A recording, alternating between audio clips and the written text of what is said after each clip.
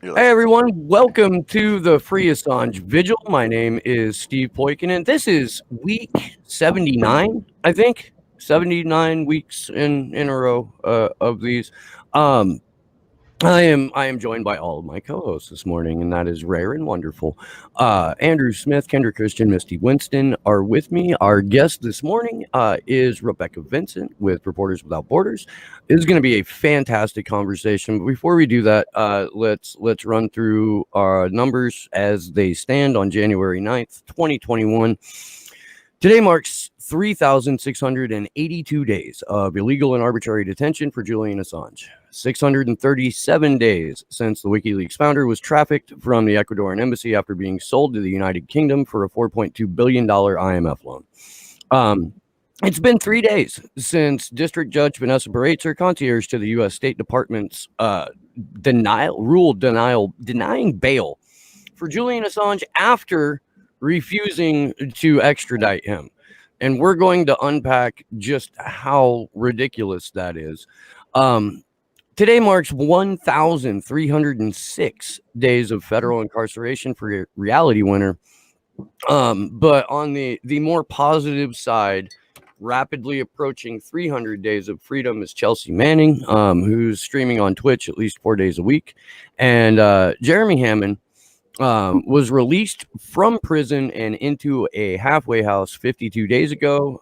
Really hope that he can get out of the halfway house soon, but very glad that he is no longer a guest of the state of Oklahoma. With that, how's everybody doing? I'm out of it. Right? I'm here. I'm glad to be back in the world of like the living, as I kind of refer to it. I'm really not. I'm really not.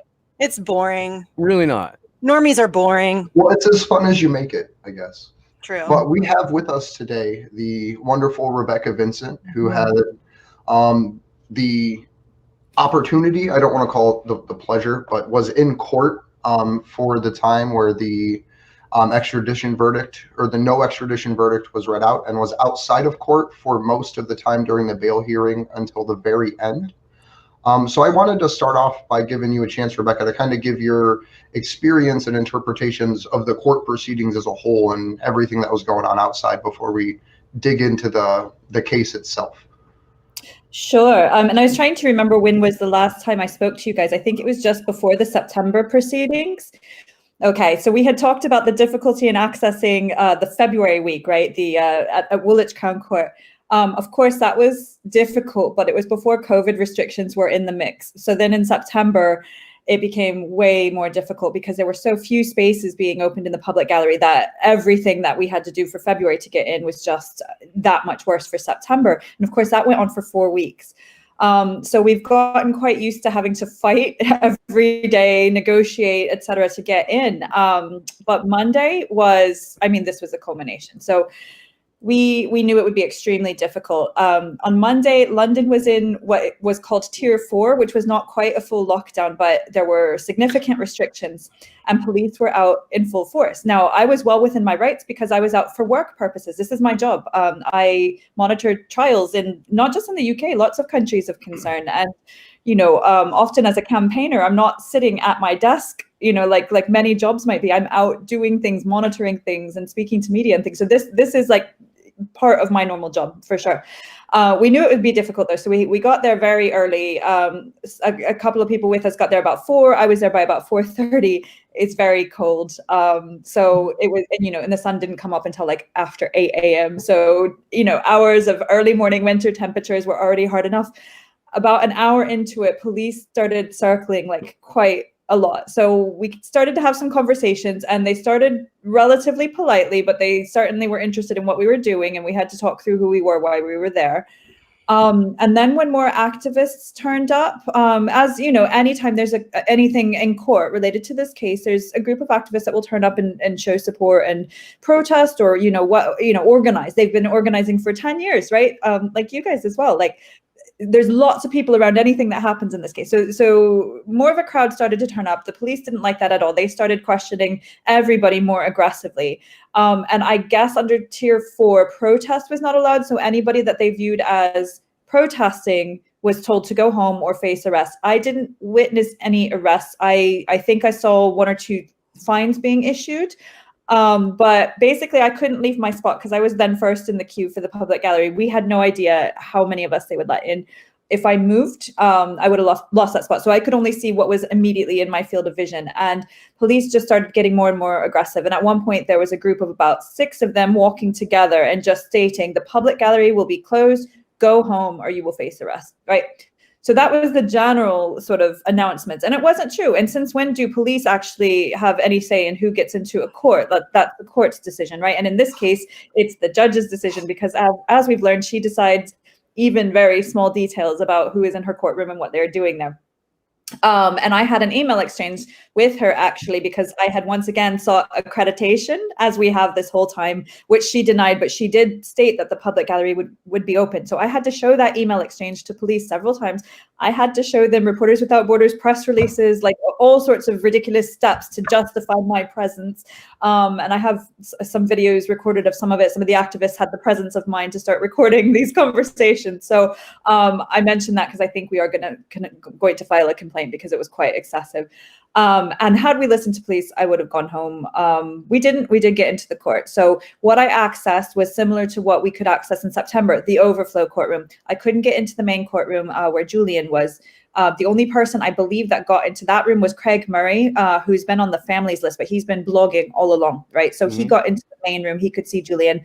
I heard from Craig and some others that actual relatives of Julian's were turned around. They were not allowed into that courtroom, even though they should have been. So Craig was the only one in that public gallery. Then we got into the public gallery in the overflow courtroom. So again, I could see journalists working away and I could see what was going on a television screen.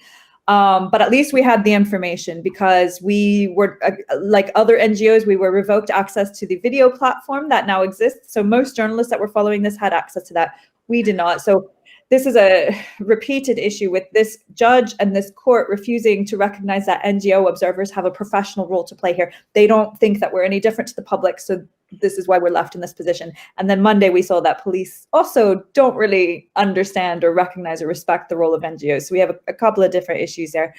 But we finally got in. So the hearing was at 10 a.m. So this was like 5 to 6 hours of drama to even get in there. And proceedings were not that long. I want to say it was only about half an hour. And what the judge read out seemed really, at first, I mean, the bulk of the decision, and everybody has probably read it at this point, right? It's, I think, 132 pages. But as it was unfolding, she didn't read the whole thing. She read a condensed version of it. But it really felt that the decision would be for extradition. Everything substantive was very much against the principles that the reason that most of us are defending the case. She rejected that it was politically motivated. She rejected that it was about journalism. She bought the prosecution's argument almost across the board and dismissed really key aspects of the defense. So I was prepared for the worst. I probably swore audibly at one point in the courtroom because it was just like, it really felt like, okay, this decision is about to be for extradition. And then, of course, she turned to Julian Assange's mental health issues. And I was pleasantly surprised that she did accept the testimony of a number. We in fact, I'm trying to remember back in September, medical testimony was several days, at least 3 or 4 days of like. It was, three and a half, yeah. Yeah. And that was among the most like detailed, brutal. horrific. Yeah, exactly. It broke me. Exactly. Yeah. And any of us can imagine what it would be like to have our innermost thoughts, our innermost issues exposed to the world in that way. I can't even imagine. But at least this judge accepted it. So the way that she categorized it in the judgment, we agree with. The word that we keep using, and it's the most accurate, relieved.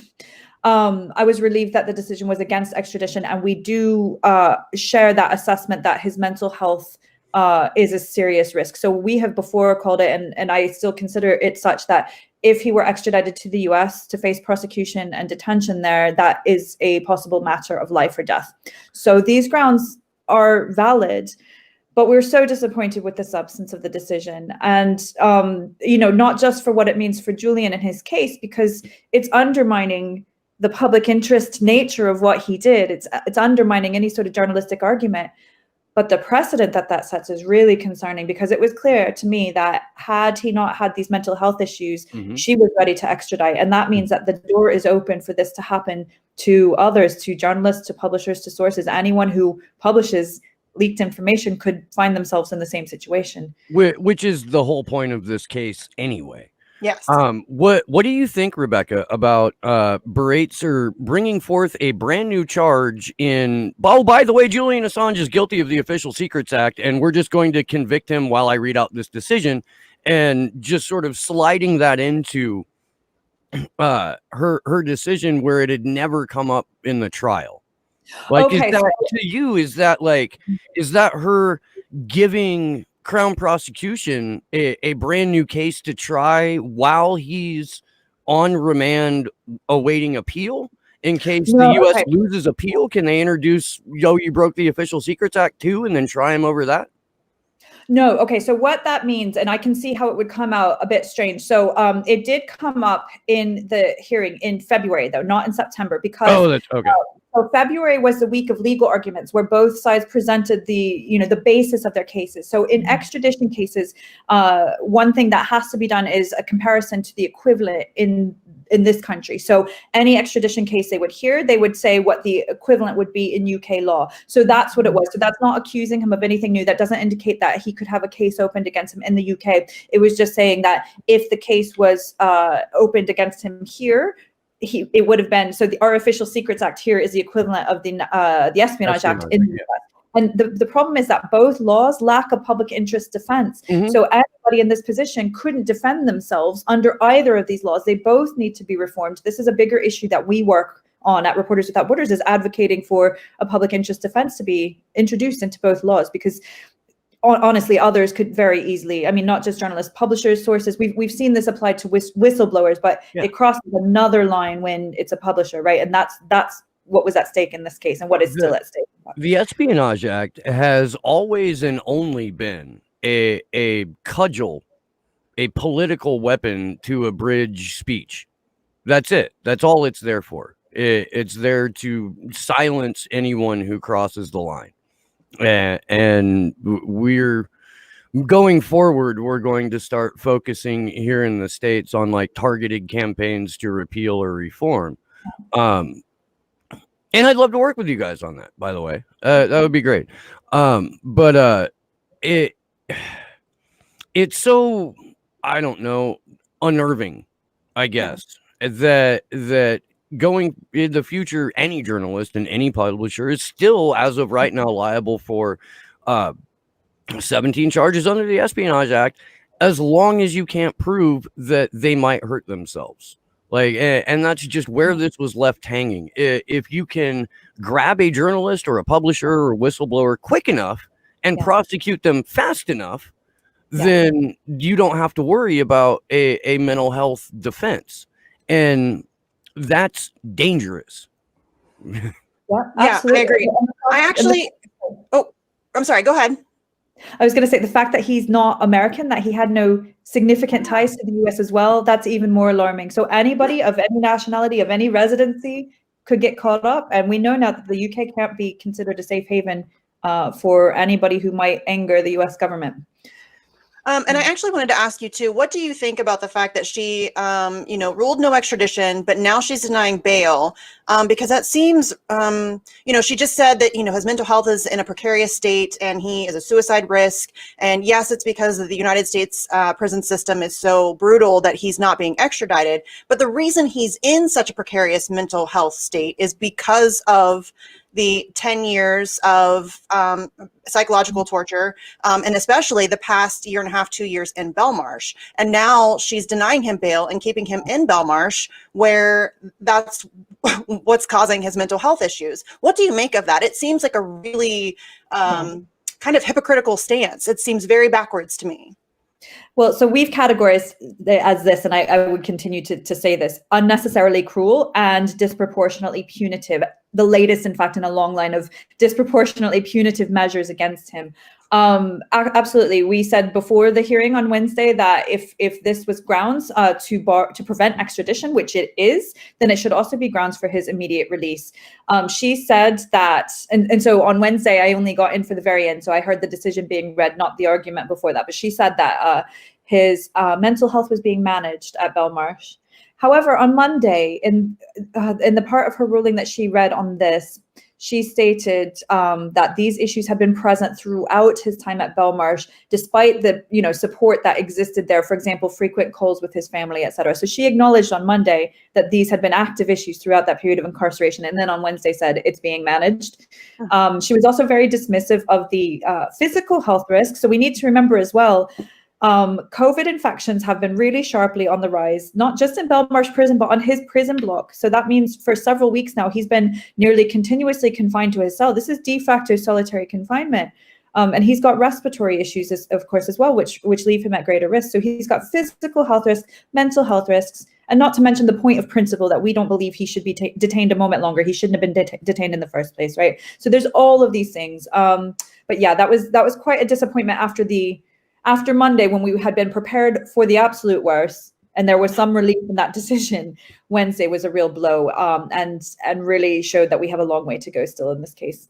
It's maddening, because during witness testimony, the prosecution's argument was, because Belmarsh is such a shithole, it's beneficial to Julian Assange to extradite him to the US, where American prisons are veritable country clubs with arts and crafts and color televisions and a reading room and things like that. Was their argument during witness testimony. The conditions in Belmarsh are just awful. Nobody would want to be there. So we need to get him over to where he'll be more comfortable, and then to have Beretzer turn around like that and go, well, actually, U.S. prisons are shitholes and Belmarsh is a veritable paradise compared. So we need to keep him here. The inconsistency on behalf of the DOJ throughout, not just with, the, I don't know, sort of schizophrenic logic in the decision and then in the denial of bail. Anywhere else, if this wasn't a show trial, if this wasn't a charade, if it wasn't just a complete mockery of everything that these systems purport to be, there would be an international outcry over this, and to an extent there is, but it's being drowned out so immediately, not just by COVID, but which is the only thing that's allowed in the news. But now, at least here, I don't know if you heard, but we have multiple coups going on inside of our country because people broke into a building. So I wanted to run through really quick. Richard Medhurst put out a great string of tweets, specifically outlining why Vanessa Beretzer what she cited in denying Julian bail. And I'm just going to read them verbatim. I have dyslexia, so I apologize if I fumble through some words. Judge Beretzer gave the following reasons in denying Julian Assange bail. She started out by going through a timeline of events from 2010 and onward about him being given bail and then seeking asylum in the Ecuadorian embassy.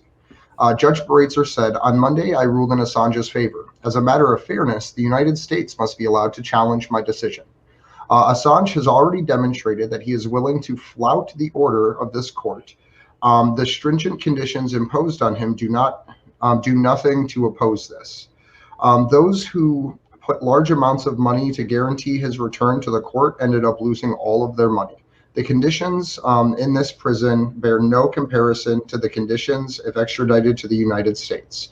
Assange has a huge support network available to him should he wish to go underground. She refers to aiding Snowden. She accepts the latest COVID figures in Belmarsh prison provided by the prosecution, that only 3 tested positive. She deems Belmarsh has managed COVID properly. And in this, she actually denies the fact that there's 40-something COVID positive staff or 30-something COVID positive staff. But in light of this, Judge Vanessa Beretzer denies Julian Assange's request for bail. He is taken out of the dock, which was a glass box, and will be sent back to Belmarsh prison pending appeal by the United States. Yeah. So, Rebecca, as someone that has such a long history of working on press freedom trials. Have you ever seen in the history of your work a judge cite fairness to a sovereign state, not even a person, for a reason to deny bail? Because to me, that's the most disturbing. She's literally saying, I don't want to hurt the United States' feelings, so I'm going to keep Julian Assange in prison. Have you ever heard in any of your work something similar to that? No, and in fact, I can't compare this case to any other that I've ever worked on. I was just thinking, actually, usually the default is for other solutions apart from detention until the last possible moment. So, for example, I'm working at the moment on Maria Reza's case in the Philippines.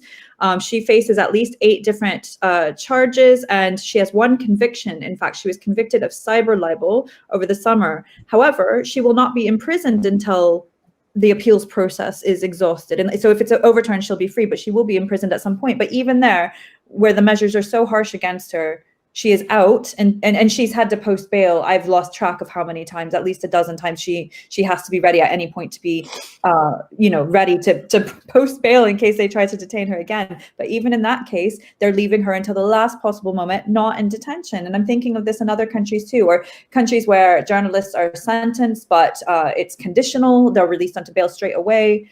I mean, so for the country of the First Amendment to have been pursuing this case in this way and insisting on this, and then for the UK to be enabling it, it's really shocking. And again, it's the precedent as well that this sets for everything else. And I still struggle to understand why more people don't see that precedent and have not treated it as such. It's as if certain people have just convinced themselves that it won't impact the entire climate that all of us operate in, but it absolutely will.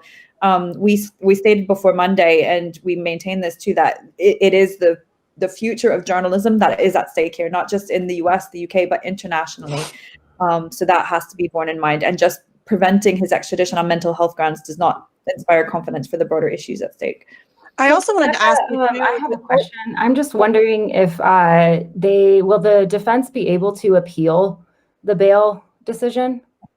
Yeah, so what we're waiting on at the moment, unless there's been a development in the last 12 hours or something since I've looked, we're waiting for the legal team to decide if they're going to file that. I believe that it would be in their interest to at least try an appeal, but I believe they get 1 shot, so it has to be done in the right way. I think it would have to be done pretty quickly as well. So that would go to the High Court, because Judge Berg has now refused bail 3 times. So another judge could interpret this differently. And I have to say, from a more personal perspective, I'm looking forward to just another judge to be dealing with court proceedings. Maybe they would take a different standing on NGO access as well. I believe that was the last thing that this judge will rule on.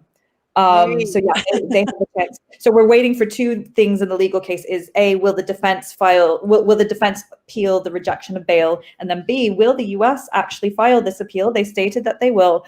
Somewhat ironically, so the hearing was on the 4th. Somewhat ironically, they had 15 days from that date to actually file the appeal, which takes us to the 19th of January. And of course, on the 20th, it will then be the responsibility of a new administration. But at no point does the Biden administration have to follow through with anything that the Trump administration has done in this case. And some of us are already involved in early advocacy. We would call very much on Biden to just close the books on this case once and for all as a matter of priority when he takes office.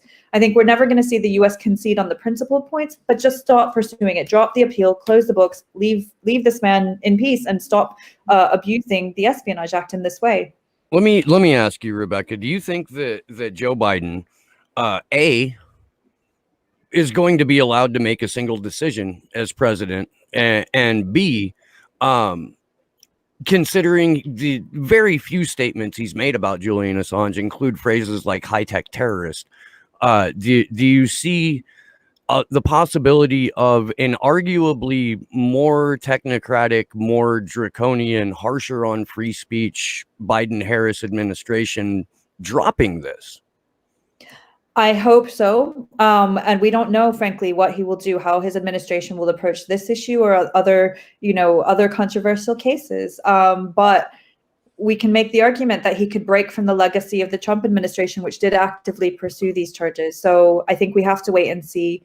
As a human rights campaigner, I'm always prepared for the worst, but I always hope for the best and try to work towards a more favorable outcome, because this has always been a political case, and the swiftest solution will be political. So rather than the appeal dragging on, we don't know how long that could take. And the US could lose on other grounds. There's a scenario in which they could file their appeal and try to argue on mental health grounds or US prison conditions, for example. But another court, the High Court, might actually take a stronger position on some of the issues that Beretzer did not. For example, the Espionage Act charges. So there are scenarios where there could be a stronger win for Julian Assange. And so that's a risk that the US government takes if it continues to pursue this case.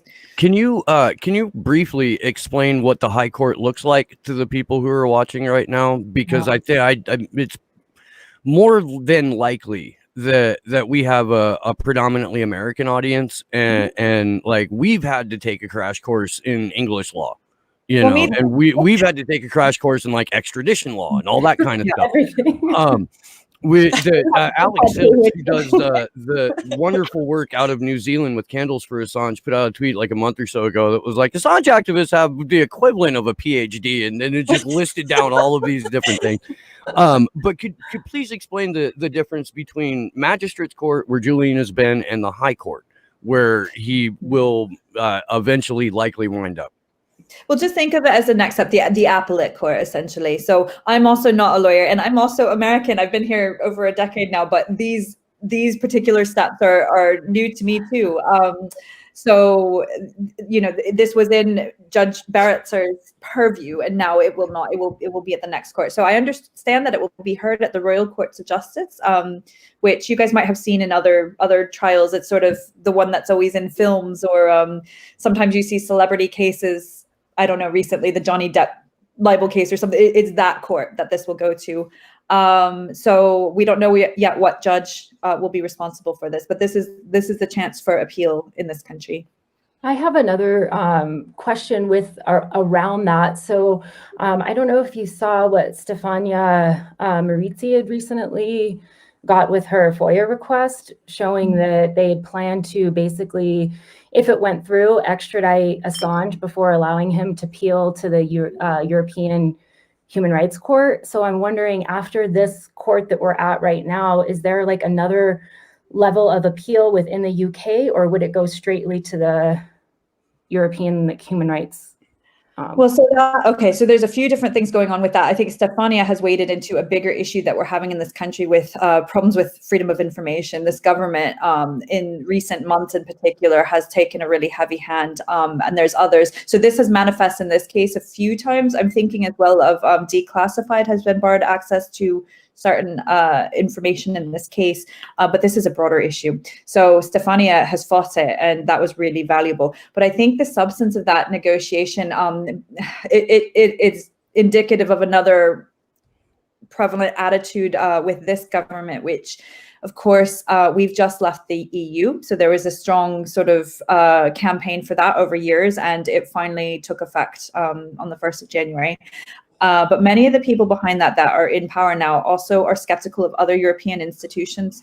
So there is a movement that could see us actually trying to leave the Council of Europe or the European Convention on Human Rights. The argument at the moment, and it's gone a bit quiet because there's so many other pressing things like COVID, but the argument first and foremost was to abolish the Human Rights Act, which is the law here that it takes the European Convention on Human Rights into domestic law here. So there's already this element here that wants to abolish that. And it so far hasn't been connected to like exiting the entire convention, but it could. So I think that discussions about trying to make sure that anybody doesn't have their access to those provisions, it's that same sort of attitude that there's somehow like British sovereignty and that we shouldn't be reporting in any way, shape, or form to European institutions, right? That's not necessarily the dominant attitude, and it would take them a long time to actually extricate the UK from all of those processes. But I think it's that sort of attitude that's underpinning that. So it's really good that Stefania got access to that, and I think she's been doing some other investigative work as well. So hopefully more is coming. But I was appalled to see, that the negotiations from the start were aimed at ensuring that he didn't have full human rights protections that we're all entitled to. So if there's not a political solution, I've had a lot of people asking me this, how long approximately is the appeals process? I mean, for people who don't understand, the British court system or how that all works, in the United States, appeals can take forever, years, it can go on for years and years. Is it the same? Is it something that is, a very quick moving process? I know that there was some rumors flying around about potentially it could be as soon as May. Like, people have just been asking me, so when does this all happen? Everybody's very antsy about what's next. So again, nothing is normal about this case. So I'm afraid it's difficult to make an accurate prediction, because normally appeals could take years. In fact, I've heard in other extradition cases it could take 3 years, 4 years, maybe 5. But I've also, from those with greater knowledge of the extradition legal case itself, I've heard that it's quite likely that this will be expedited. And I've heard that May rumor as well. So let's see. That rumor stemmed from somebody believed that a court had been booked already for May, but I haven't seen anything to confirm that. So we have to just wait and see. But I think given the political motivations here, it's probably in their interest to do it quickly if they're going to do it. But even quicker would be to just close the books on this case and let him free. Yeah. Yes. And you actually spoke briefly about how different it is from maybe other countries, how Julian is being treated. And I know I've heard you spoke about this in interviews before, but can you, for our audience, talk about how different this case was for you and the difficulties in trying to get access to monitoring this case? Because I know I've heard you talk about how this is extraordinarily awful. Oh, yes. This has been the most difficult case to monitor of any in my career. And I'm not exaggerating. Not just me, other colleagues at RSF that have been involved in certain aspects of this. We're not accustomed to this. And it's not just a matter of COVID-19 restrictions. I do understand that there has to be restrictions on numbers, but there's other workarounds that if open justice was the interest here, they would find other ways of accommodating us. First and foremost, just give everybody access to the cloud video platform. The technology exists, So February, we had the situation where we had to queue outside Woolwich Crown Court. There were at the time 20 spots in that public gallery. I think 6 were held for the family. That meant on any given day, there were 14 for the general public, which included all of the NGOs that this judge refused to accredit. But that was doable. I had to be out there by about 5:30 each morning. And again, that was February, so it was winter weather, but you could get your way in. But fast forward to September, and in practice, that meant there were 5 spots, but not only 5. I mean, so anybody who follows me on Twitter knows about my various rants on this. So one of them is about these mysterious VIPs. Yeah. So there were, if you can imagine, how many people are interested in attending this hearing, and there were 5 spots. But yet, and the judge constantly states in writing, the court reinforces this in writing, that the public gallery is to be accessed on a first come, first served basis. So they won't allocate us seats in it because that would violate this first come, first served principle. But they withheld seats for these 3 unnamed VIPs. Nobody knew who they were. It took me nearly 3 weeks to get information that they were in fact diplomatic passport holders. And I found out that one of them was being saved for the Australian High Commission here. Now, they actually had a seat in the main courtroom. The Australian, so there's lots of rumors around this as well, that I think there were misunderstandings in Twitter. He was there. I wasn't in the main courtroom, so I can't see how often he was there, but I know he regularly attended. He had a spot in the main courtroom. They didn't know that there were any seats being held for them in the public gallery of the overflow room. And I don't think other diplomats realized that either. And they certainly didn't know that it was being used to bar access to the public and to NGOs. So they intervened when they found out, and then the judge released those seats to the public. But that meant for nearly 3 weeks of proceedings that there were 2 spots for the first hour and a half. And then they'd finally, when these VIPs didn't turn up, they never turned up because they didn't know they had a seat. Finally, after an hour and a half in the morning, they'd let 3 more people in. But like, you would miss really substantive portions of the argument. In the afternoon, it was half an hour, so it wasn't as soul destroying. But if you can imagine, if you're either queuing or had somebody queuing for you since about 5 a.m. and then to be held an extra hour and a half for people who didn't even know they had the seats. And then I tried to argue with the judge that showed that, like, it was in her discretion to allocate seats, but no, not for us, of course. So that was one level of absurdity. There were many others. But I think what it comes down to, some of these things can be explained away. Some of them could be coincidence, some of them could be incompetence. I mean, we can never overlook that. But there's been so much of that. The cumulative impact has really been, it feels like a deliberate attempt to make it as miserable and as difficult to follow these proceedings as possible. And I think that has to be deliberate. There is too much of this. It's been too consistent, and it's constantly shifting goalposts. It's been at 3 different courts. So this year we've had proceedings at Woolwich Crown Court, the Old Bailey, and Westminster Magistrates Court. The key thing here is this judge and this case. And so why is it so difficult? What do they have to hide? Honestly, if in her position, and I don't want to speculate too much until the appeal is exhausted, but we've been critical of certain positions here. I think in her position, I would certainly want there to be as much transparency as possible, because this is historical. This will be scrutinized. This will be appealed. I frankly understand many of her decisions. I don't. It only gets scrutinized if it goes our way. If it doesn't go our way, there's no way to scrutinize it because the press dies. You know, I mean, we can talk about it in a void, but I mean, right now there's a massive social media purge going on. I don't know if you've checked your follower count lately, Rebecca. Mine went down by like 1,000 and then back up around 900. Now that after yesterday's mayhem, I'm like averaged out down to about like down 150 from yesterday. Max Blumenthal said he's down 5,000 followers in one day. Yeah. I mean, and unless we have an outlet to where we can express, you know, skepticism and break this down and deliver that analysis to the public at large, it just stays in our head. You know what I mean? Well, that's one reason that we've really tried to systematically monitor and document it as professionals, right? As press freedom professionals. I will say there are some elements of the international media that seem to have woken up to this case this week. It's still not enough, but it was a lot more. I did constant interviews for about 3 days. I'm still doing a few. And many of these are outlets that had never been interested in this case before, or at least not in recent history, maybe 10 years ago. But like, I want to encourage those people along because now they are accepting of some principles of the case. I think it's interesting to me that the decision against extradition triggered that interest, even though the decision did not verify the arguments we're making.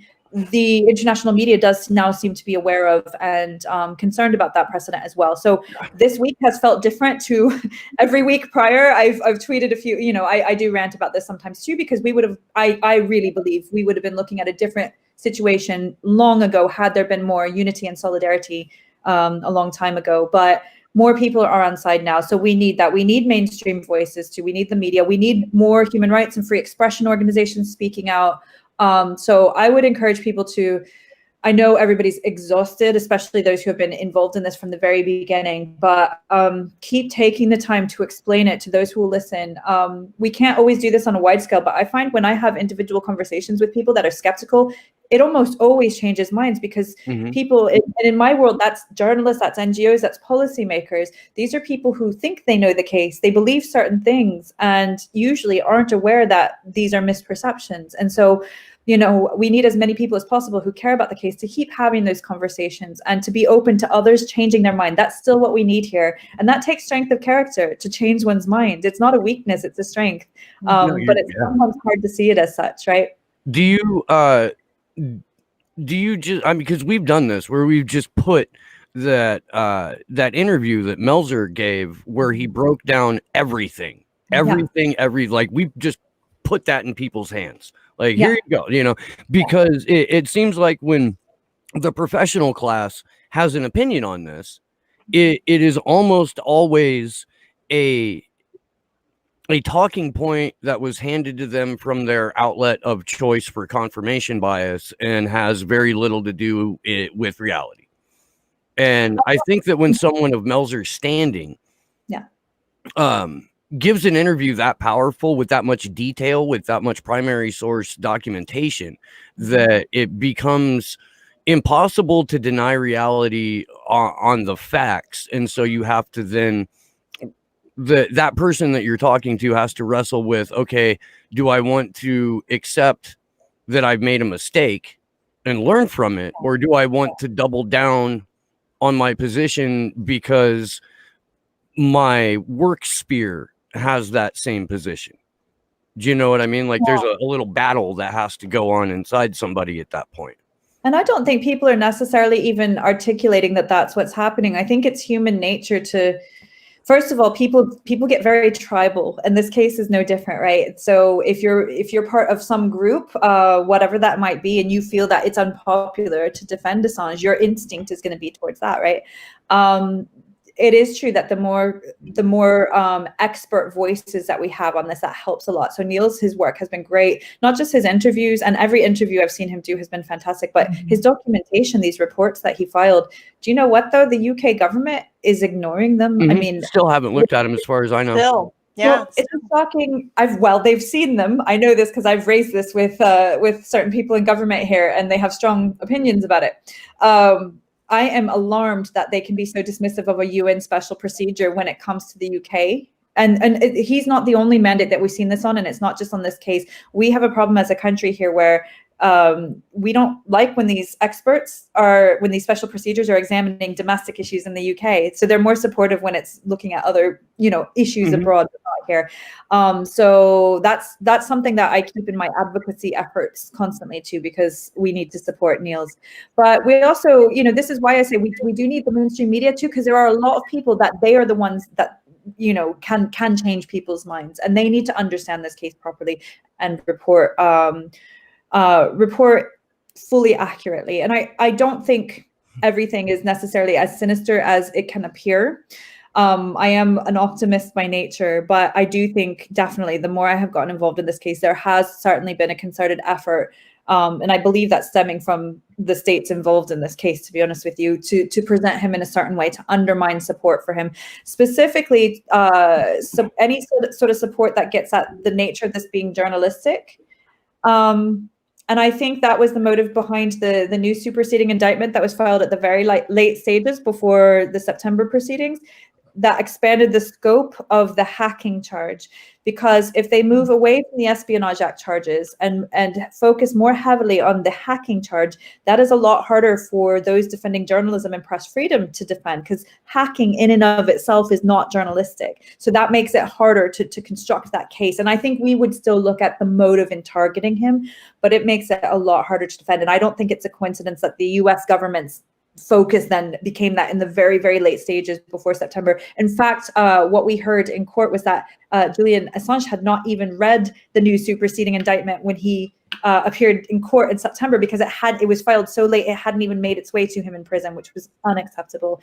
But we heard some of that in the judgment on Monday as well too, that real focus on the hacking charge. So I think we need to watch that and watch what happens with that in the appeal as well.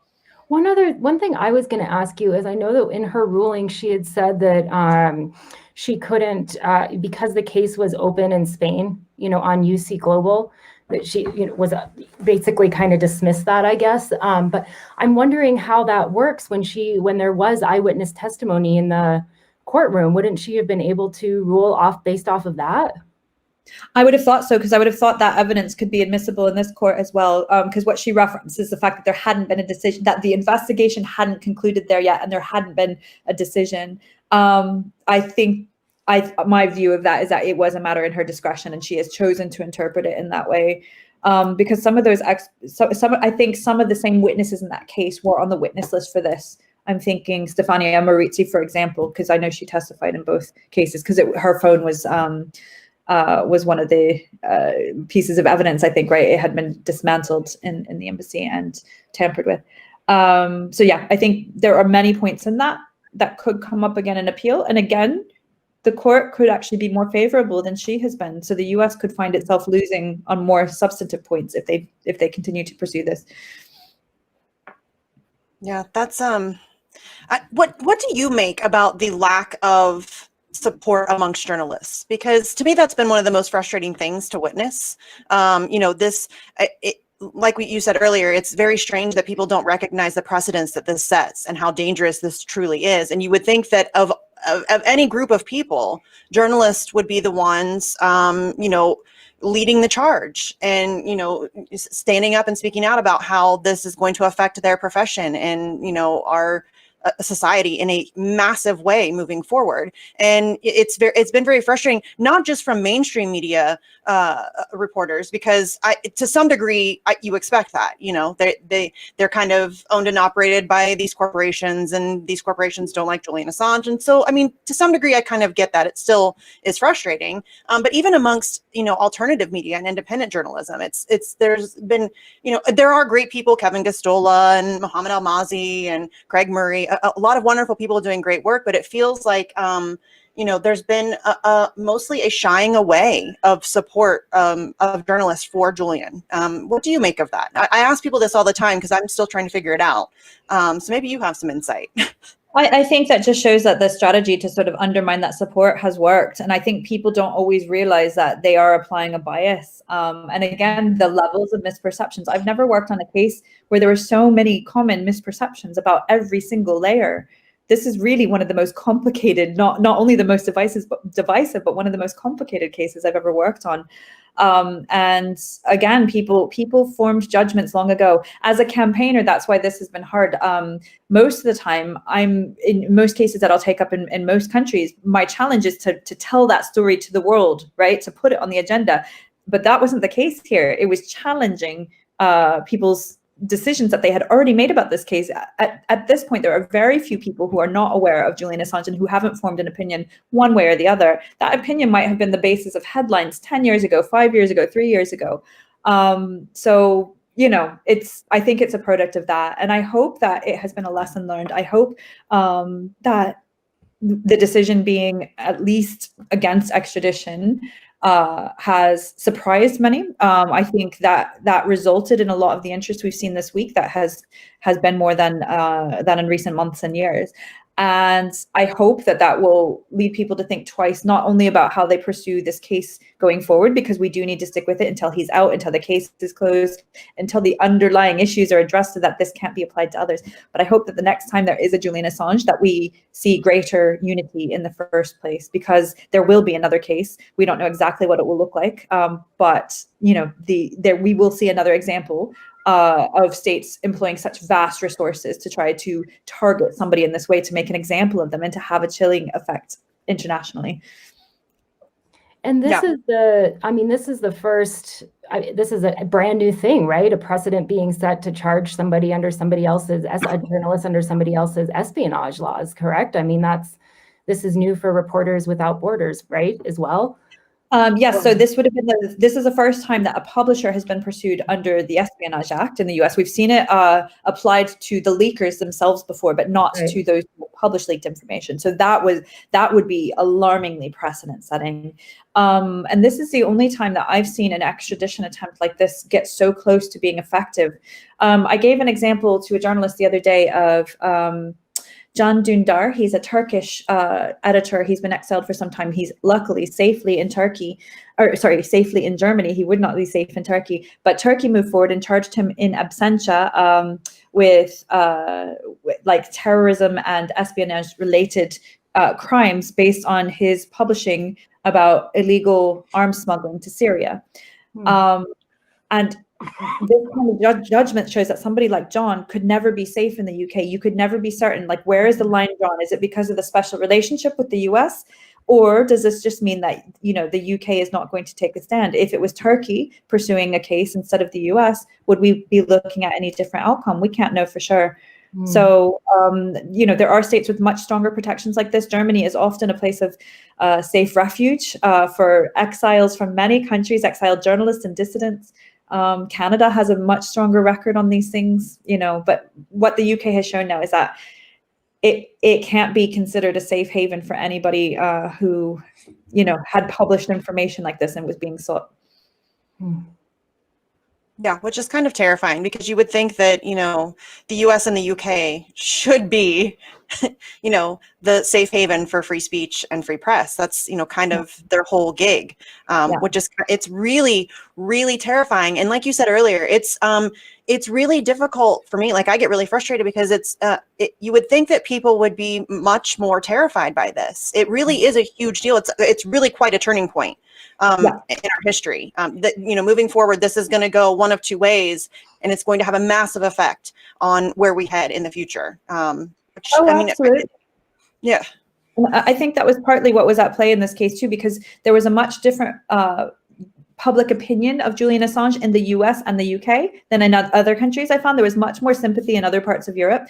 And I think that's because people struggled to comprehend what our states were actually doing. Because I think we tend to look at our systems in good faith and think that our democracy is safe, that our checks and balances will work. And I think there was this reluctance to accept that we are witnessing a political persecution by states that are not meant to engage in this behavior. I think too many people were too slow to wake up to that and maybe still haven't accepted it. But that is really dangerous because that's what could allow this to happen again. And so, you know, we tried to do our best in documenting this and mobilizing those, including in the, you know, in the more mainstream media and human rights organizations and other free expression organizations, because we needed the broader public to understand that. I think more people have come around in recent months than before, but in a way it was too little too late, because if there's not public pressure on the states involved, they will get away with a case like this again. And at the moment, I don't feel significant public pressure on either of the governments involved. No, we've been trying to build it, but it's been a very uphill battle, I would say for sure. I think everybody here, my co-hosts, would all agree with me that this has been, you know, like a real slog through the trenches. You know, we are seeing some improvements though, I think for sure. I mean, we have definitely seen an increase in support, especially I would say over the past, I don't know, month or two, particularly over the past couple of weeks with the ruling, you know, being announced and everything. I think a lot of people have maybe just finally started paying attention. Like they're like, oh, okay. And to be fair, I mean, I will give some people a little bit of leeway here because there's a lot going on right now. Yeah. So it is hard for people to, you know, who have, you know, 2 jobs and kids and soccer practice and all of those things to pay attention. But to me, this is maybe the single most important issue that we're facing right now. I mean, I understand COVID is a threat and, you know, there are a lot of things going on, but, you know, we say all the time, if whatever issue you're fighting for, whether it's healthcare or you're fighting against the wars or you want, you know, improved education, you can't fight for any of those things if you don't have a free press. So this is, you know, something that is going to influence every other fight that we face. So, I mean, hopefully now we're starting to see some people come to terms with that and realize that. I'm hoping, you know, I'll say that going that way. I'll say that it was incredibly encouraging at our events in front of the UK embassy in DC and at the DOJ when we brought out, you know, cake for everybody for the no extradition verdict. Like a third or more of the people that showed up for it were media. Mm-hmm. Yes. in their own right, like, and, you know, independent journalists. We didn't have a single mainstream outlet, you know, come down and cover it, even though multiple press releases had been issued. Trevor Fitzgibbon actually hit up like 210 different outlets in the DC area, just randomly DM'd me, I think, the morning before the hearing, and was like, hey, if you want a hand. I'm like, all right, I'm going kind of crazy, so please, I don't know. And but it was fantastic because most of the people involved in media that showed up ended up speaking too. And we got some great footage of a wonderful Max Blumenthal rant in front of the UK embassy that will stay with me for quite a while. That's probably one of the most powerful rants that I've seen, to even call it that, because if you haven't seen it yet, Max Blumenthal actually goes into exhausting detail about UC Global's efforts to interrupt Julian's receiving of political asylum from another country. They were literally going to make him a internationally recognized diplomat to be able to get him out of the embassy and I believe out of the country and into, I'm not even sure where, hopefully a non-Five Eyes state. And the CIA, through coordination with UC Global and Sheldon Adelson, had worked to interrupt that while releasing a secret indictment of Julian Assange, but publicly denying it, which interrupted the entire process of international diplomatic immunity. So just that revelation, we have like a 6-minute clip. I may actually try to find it to pull it up here and show you because it's somewhere amongst all. Max has done incredible work on the whole UC Global situation. He does incredible work on most everything that he writes about, but the stuff that he's done on the UC Global situation and the spying, particularly on journalists, which, again, the fact that the journalists who were spied on don't seem to be that upset about it is really confusing to me as well. But Max's work has truly been invaluable. And he's one of the few, kind of independent journalists who has, given consistent coverage to this case, and I'm very, very thankful to him for that, and for showing up to our events. That was amazing. It was. So, I'm wondering too, Rebecca, how so with Reporters Without Borders, have you seen since the Assange arrest a sharp increase in arrests for journalists? Because I know in the U.S., actually, was it Freedom of the Press? Org, it was Reporters Without Borders Press Freedom Tracker that they cited that off of, right? Oh, was it? So it's a coalition project. So we're a partner in it. But yeah, it's a U.S. Press Freedom Tracker. I think there's more than a dozen press freedom organizations part of that. So no, luckily we're not facing that kind of a situation in the UK. We did see some violence against journalists covering, because we did have Black Lives Matter protests here too, but the violence against journalists here was from protesters, not from police. And we didn't see any sort of widespread action like we have in the US. But yeah, the situation there was really alarming, and it clearly is not stopping. We were looking at press freedom violations with the recent events at the Capitol too, journalists who were targeted for trying to cover that. So that documentation is still coming out. But the Press Freedom Tracker is a really excellent resource for that kind of thing. Yes, it is. And that was actually really bizarre to watch because they were detaining journalists and not the people storming the Capitol building, which was interesting. To see journalists being detained. That's another thing that frustrates me, is that it has gotten so bad in the US over the past, I always say the past 10 or 15 years, it's really been bad. But it's really gotten bad. We're seeing it all the time now. During the Black Lives Matter protests, it wasn't just that they were being detained or arrested. The police were beating journalists. And shooting. Yes. Rubber bullets and tear gas canisters and macing and and they're clearly marked as press, or they're yelling, I'm pressed. And there's one video where the cop is looking right at them and she's yelling, I'm pressed, and he shoots her with a rubber bullet anyway. It's terrifying that this is happening in this country. I don't know how much time you have, Rebecca. I want to ask, while we have you here, and we had a wonderful conversation Monday morning with Jamie, by the way. And thanks again to him. And I believe he was one of the people that was helping you queue in line in September. Oh, yeah. Yeah. Oh, yes. And just to warn you guys, I'll have to hop off in a minute because I've got a live media interview on Al Jazeera on this case. So I'll end, but then I'll have to leave you guys. Okay. Jamie was one of the activist heroes who helped us. So the public stepped in where the court failed to recognize the role that NGO observers would have in these proceedings. And it was kind of happenstance because I hadn't met Jamie. I don't know if he was there in February or he wasn't in the queue situation. So in September, I turned up trying to argue our way in, et cetera, et cetera. And Jamie had been in the queue since 5 a.m. at least. And then and there saw I wasn't going to get in, offered me his spot. And then he regularly helped us after that, a few others as well too. I want to thank actually Emmy Butlin and Deepa Driver and a few of the other really consistent, persistent activists just for all of the ways they've supported us and keeping me company. I've spent more time with them than many people this weird lockdown year. Yeah. So yeah, they faced everything I've documented and complained about. They've faced it 100 times over. So. Yeah, and Deepa will be on with us next week. We love her very, very much. We love Deepa.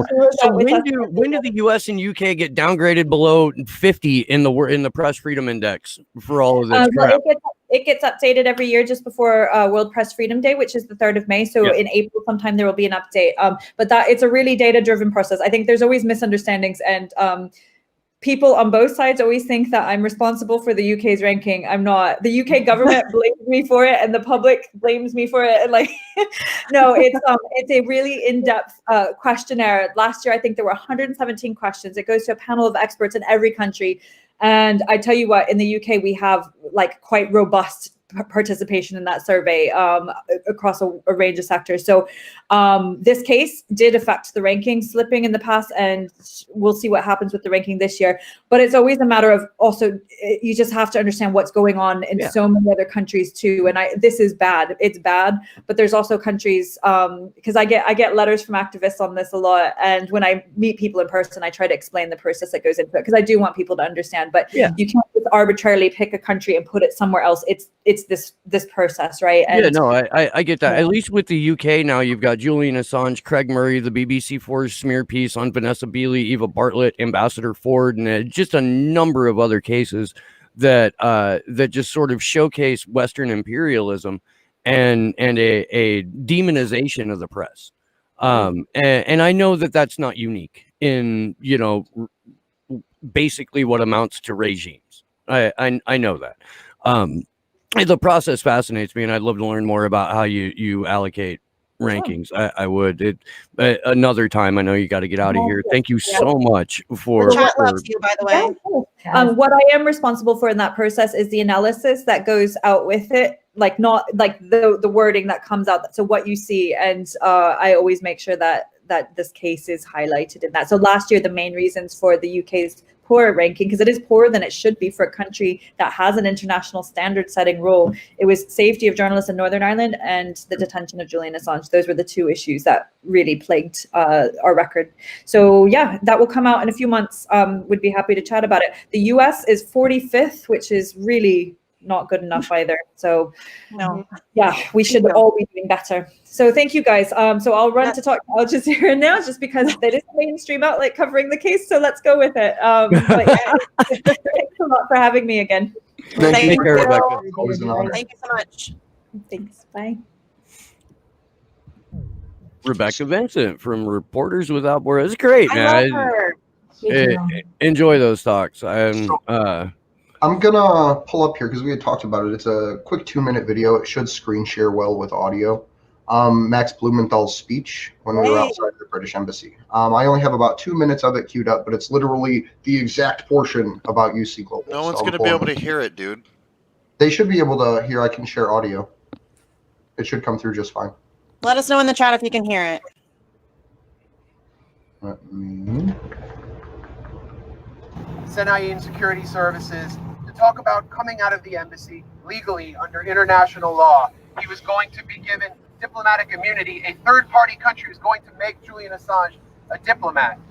But the CIA was spying on these meetings, and I have proven that it was the CIA that was spying on these meetings, the U.S. government, spying on his legal team, violating attorney-client privilege, and they issued the secret indictment of Julian Assange in Washington when everyone was denying there was an indictment because they knew he was trying to come out of the embassy. At this time, they were tailing his partner, Stella Morris. They were trying to steal his child's diaper out of the dumpster to try to prove that it was his DNA. They were plotting to assassinate him with poison. They were plotting to kidnap him. This was all revealed in this Spanish trial. And ultimately, the plan to give Julian Assange diplomatic immunity under the international law was shattered by the CIA. But this has significant implications for the trial at the Old Bailey in London. Because now that we know through this Spanish case where the CIA contractor, David Morales, and UC Global, which Mike Pompeo was using to spy on Julian Assange, now that we know that the CIA was spying on him and his lawyers, now that we know that the CIA was plotting to assassinate him, that this idea was pitched by David Morales to kill him, now that we know that, there is absolutely no way he can be extradited here and to expect anything even pretending to be a free or fair trial. There is absolutely no way legally that he can be extradited to this country, which has already tortured him for years, which is controlling.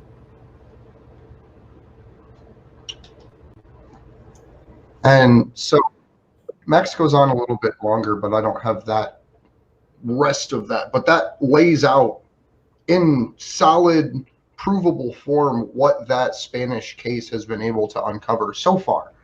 And that's something that Judge Vanessa Baratzer said Yeah, I'm not, I'm not talking about that. We're not going to worry about that. Like, that's happening somewhere, but like, totally not my problem, which is complete horseshit. Very bizarre. That's very bizarre that that's something that they can just pretend doesn't exist in a case as important as this. This is proof. This is whistleblowers coming out and telling that this is what happened. There were cameras in bathrooms and everywhere, and there were recording devices, and they were recording his meetings with his lawyers. Like that alone should be enough. I know we've had it before, but that should be enough to throw this entire case out the window. That is a massive violation of his rights. I mean, you have a right to have private conversations with your attorneys in order to prepare your defense. And when people who are actually prosecuting you are the ones spying on you as you're trying to prepare that defense, that is a huge violation. Like, I can't even wrap my head around how fucked up that is. Because it's absurd. You can't wrap your head around it. That's why if you manage to, then there goes your head. You know, I mean, it's like, that's why I had asked Rebecca that, because I'm like, that's just such bullshit. Again, that evidence was provided to the judge in the court, and she could have ruled on that. I mean, that judge isn't a judge. Yeah. No. She has no actual. What do you call her? The concierge to the State Department, right? Yeah, but no, I mean, like, even under UK law, right? She can't take testimony from an open court case and include it into her decision-making process. Like, that's a restriction placed on her in the position that she's in as like this district, the whatnot. What happens if the case is then? But what happens if that case is then in Spain is then finished, and it's they rule in Julian's favor in that? Then what happens in the UK? Can they then look at that case? Then under appeal it can be brought in, and then the panel of high court judges that acts as Rebecca was explaining, like the appellate court here in the US, it's a panel of judges. There's still no jury. But it's a panel of judges who are like established.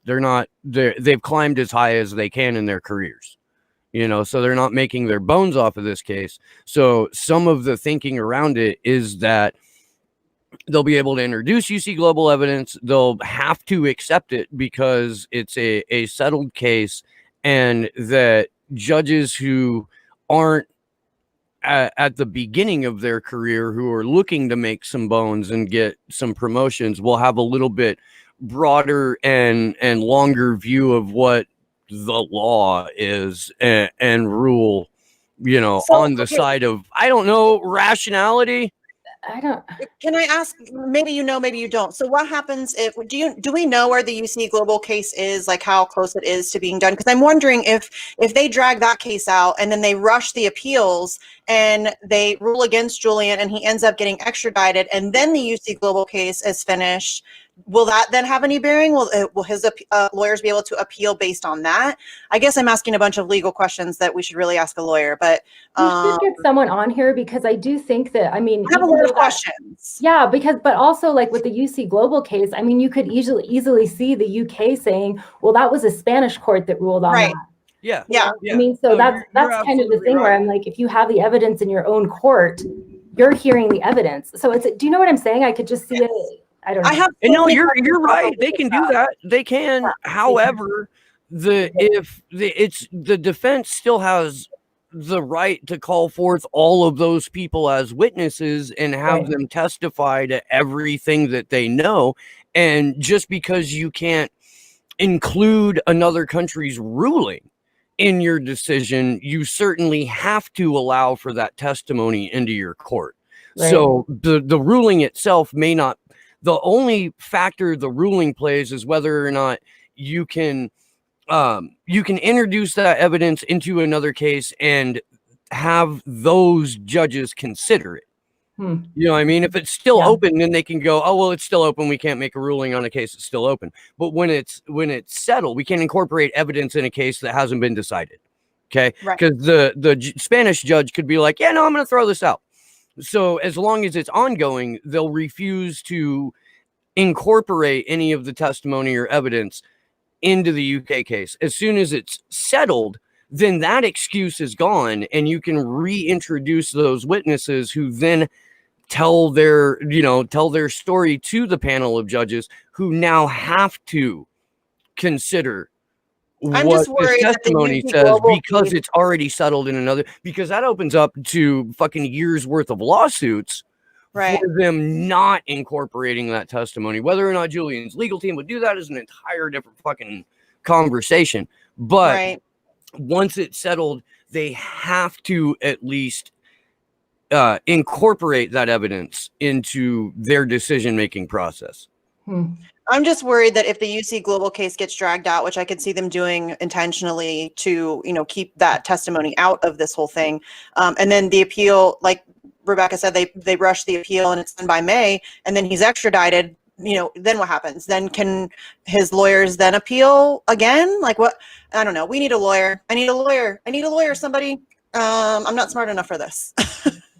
There's just so many moving parts, and there's so many different legal systems involved. I mean, you've got the Spanish legal system, and you've got the UK legal system, the US legal system, and it's this mishmash of different standards and regulations, and it's very confusing. And I think it's intentional. And even beyond that, we now have, right, as of January 1st, 2021, the UK has exited the European Union, and Brexit, for whatever, I don't even know what Brexit looks like, but I believe has come about, which separated Julian from being able to receive specifically EU contracted political asylum within a partner state. Like there was talk about France issuing Julian political asylum for a period of time, but that was only possible in the previous framework under the horrific shit show oil union that's called the European Union. So that's also something that has now completely changed, and the relationship to other international states is, as far as I know, kind of up in the air in regards to how people get asylum and all of that now, because it's not a specific contractual agreement like it used to be, at least with European states. Well, and remember when, very early on, Assange had said, Julian said, don't sacrifice me on the altar of Brexit. And I honestly, that's always been something that I've been slightly confused about how that will play into it, but it must be to deny this, possibility to go to the European human right, higher court. And I don't know. Yeah, it effectively closes out it closes England out of having to follow any of the EU laws, any of the EU, any of that shit. Even though I'm a proponent of the idea of sovereign states, so it's conflicting for me. Mm-hmm. It really is. I certainly don't want to inadvertently advocate for something that makes it easier for a tyrannical government to sacrifice a journalist and publisher. Yeah. But at the same time, I certainly believe that states should be able to have sovereignty. So it's fucking weird. The nuance. Goddamn nuance. Damn you, Large Hadron Collider. Stupid weasel. Is it a weasel, right? A weasel? Weasel. Yeah, weasel. Weasel. Goddamn weasels. Well, if you believe the theories, it was actually a disgruntled time traveler that went back and stole all of the Mountain Dew from their vending machines that caused the staffers to become so tired that the system crashed. I don't think it was the weed, but that's the official story. Oh, okay. Sounds good, man. Mountain Dew will save the world. Right?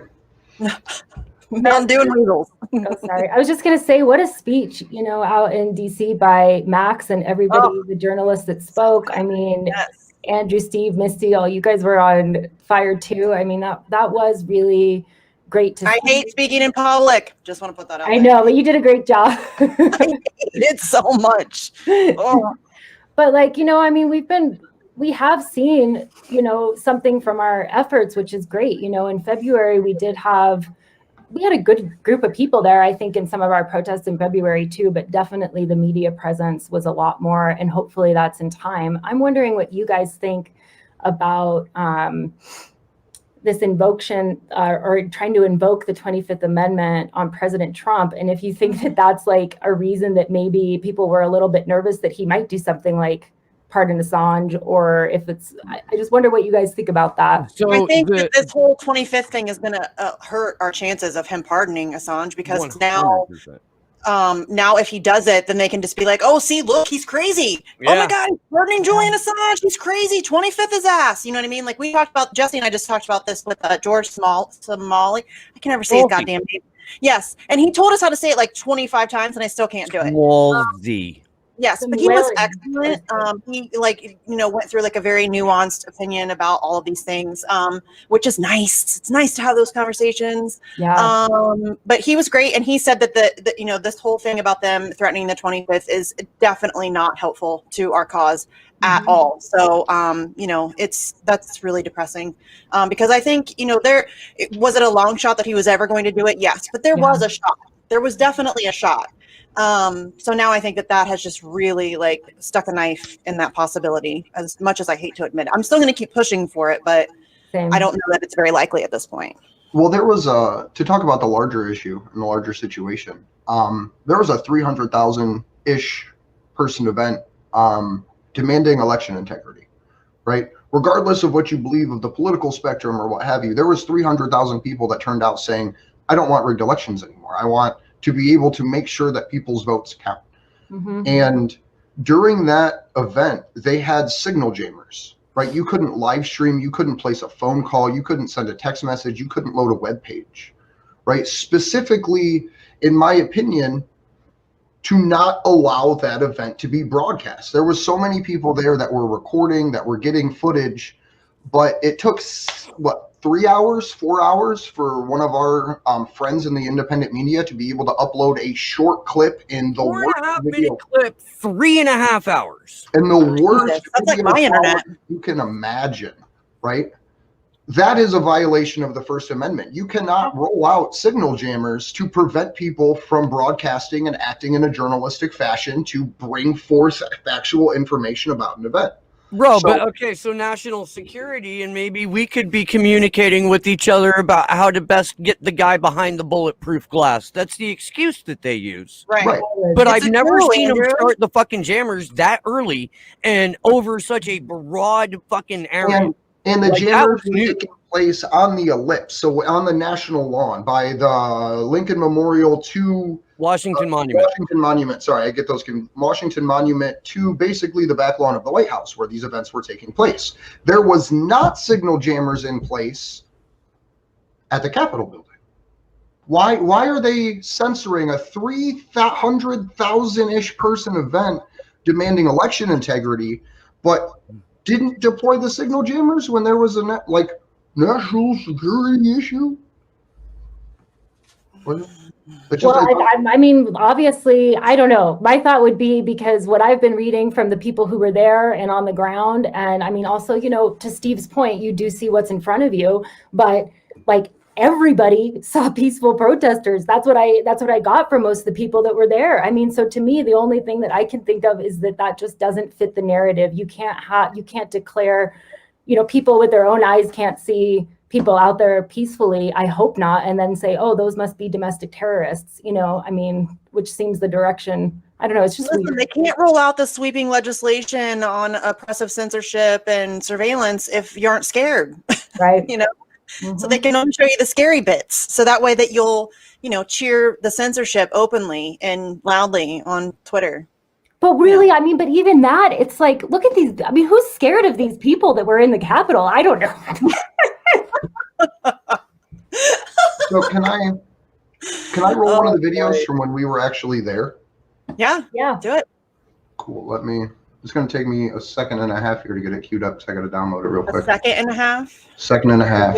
That's a very specific measure of time, Andrew. It is. I'm very good. We still need to train your raccoons to be our carrier pigeons once they take away our methods of communication. I have a wonderful update on them, but I'm not going to do that live on air. Okay, well, we'll talk about it later.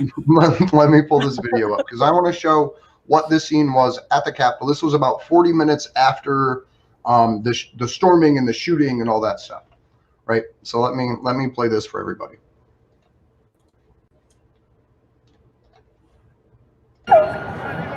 Pardon Julian Assange. Pardon Julian